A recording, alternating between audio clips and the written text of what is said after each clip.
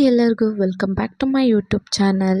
ನಾನಿವತ್ತು ಈಸಿಯಾಗಿ ನಾಟಿ ಕೋಳಿ ಸಾಂಬಾರು ಯಾವ ರೀತಿ ಮಾಡೋದು ಅಂತ ಹೇಳ್ಕೊಡ್ತಾ ಇದ್ದೀನಿ.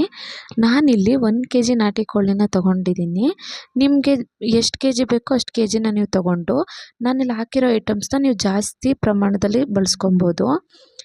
ಮೊದಲಿಗೆ ನಾಟಿ ಕೋಳಿನ ನಾನು ನೀಟಾಗಿ ಉಪ್ಪು ಮತ್ತು ಅರಿಶಿನ ಹಾಕ್ಬಿಟ್ಟು ತೊಳ್ಕೊಂಡಿದ್ದೀನಿ. ಮತ್ತು ಒಂದು ಕುಕ್ಕರ್ನ ಇಟ್ಕೊಂಡು ಸ್ವಲ್ಪ ಆಯಿಲ್ ಹಾಕ್ಬಿಟ್ಟು ಒಂದೇ ಒಂದು ಈರುಳ್ಳಿನ ಸಣ್ಣದಾಗಿ ಕಟ್ ಮಾಡಿ ಹಾಕಿದ್ದೀನಿ. ನೀಟಾಗಿ ಫ್ರೈ ಆದಮೇಲೆ ಚಿಕನ್ನ ಹಾಕ್ಬಿಟ್ಟು ನೀಟಾಗಿ ಫ್ರೈ ಮಾಡ್ಕೊತಿದ್ದೀನಿ ಆಯಿಲಲ್ಲಿ. ಪಾತ್ರೆಯಲ್ಲಿ ಮಾಡೋರು ಚಿಕನ್ ನೀರು ಬಿಡೋವರೆಗೂ ನೀವು ಕಾಯಬೇಕು. ಚಿಕನ್ನ ನೀಟಾಗಿ ಫ್ರೈ ಮಾಡ್ಕೊತಾ ಇದ್ದೀನಿ. ನೆಕ್ಸ್ಟು ಇದಕ್ಕೆ ಒಂದು ಸ್ವಲ್ಪ ಉಪ್ಪು ಹಾಕ್ತಾಯಿದ್ದೀನಿ, ಹಸಿ ಸ್ಮೆಲ್ ಹೋಗಬೇಕು ಚಿಕನ್ದು.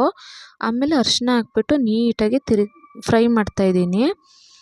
ಯಾವ ರೀತಿ ಫ್ರೈ ಮಾಡಬೇಕಂದ್ರೆ ಅದರಲ್ಲಿರೋ ಸ್ಮೆಲ್ಲೆಲ್ಲ ಹೋಗಬೇಕು, ಆ ರೀತಿ ನೀಟಾಗಿ ಫ್ರೈ ಮಾಡ್ಕೊಬೇಕು ಚಿಕನ್ನ.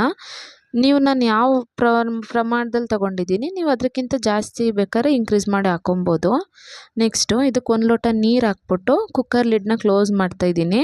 ನಾನು ಇದನ್ನು 3 ವಿಷಲ್ ತೊಗೊಂಡಿದ್ದೀನಿ. ನೆಕ್ಸ್ಟ್ ಇದಕ್ಕೆ ಮಸಾಲೆ ರೆಡಿ ಮಾಡ್ಕೊಳ್ಳೋಣ. ಫಸ್ಟ್ ಒಂದು ಬಾಣಲಿ ಇಟ್ಕೊಂಡು ಅದಕ್ಕೆ ಸ್ವಲ್ಪ ಆಯಿಲ್ನ ಆ್ಯಡ್ ಮಾಡಿ ನಾನು 2 ಈರುಳ್ಳಿನ ಹಾಕಿದ್ದೀನಿ. 1 kgಗೆ ನಾನು ಇಲ್ಲಿ ಏನು ಐಟಮ್ಸ್ ಹಾಕಿದ್ದೀನಿ ಇಷ್ಟು ಸಾಕು. 5 ಖಾರದ ಮೆಣಸಿನ್ಕಾಯಿ, 12 ಗುಂಟೂರು ಮೆಣಸಿನ್ಕಾಯಿನೂ ಕೂಡ ಹಾಕಿದ್ದೀನಿ. ನೆಕ್ಸ್ಟು 1.5 ಹಿಡಿಯೋಷ್ಟು ಧನಿಯಾ ಬೀಜನ ಹಾಕಿ ನೀಟಾಗಿ ಫ್ರೈ ಮಾಡ್ಕೊಬೇಕು. ಇದನ್ನು ಉಂಡೆ ಬೆಳ್ಳುಳ್ಳಿನೂ ಕೂಡ ಹಾಕಿ ನೀಟಾಗಿ ಫ್ರೈ ಮಾಡ್ಕೋಬೇಕು. ಮಿಕ್ಸಿ ಜಾರಿಗೆ ಕಾಯಿ, ಸಾಂಬಾರು ಸೊಪ್ಪು, ನಾನಿಲ್ಲಿ ಅರ್ಧ ಭಾಗ ಕಾಯಿ ತೊಗೊಂಡಿದ್ದೀನಿ, ಶುಂಠಿ, ಚಕ್ಕೆ, 4 ಲವಂಗ, 1 ಹಿಡಿ ಕಡಲೆ, ಸ್ವಲ್ಪ ಗಸಗಸೆ, ಆಮೇಲೆ ನಾವು ಫ್ರೈ ಮಾಡ್ಕೊಂಡಿರೋ ಮಸಾಲೆ ಎಲ್ಲನೂ ಹಾಕಿ ಚೆನ್ನಾಗಿ ರುಬ್ತಾ ಇದ್ದೀನಿ.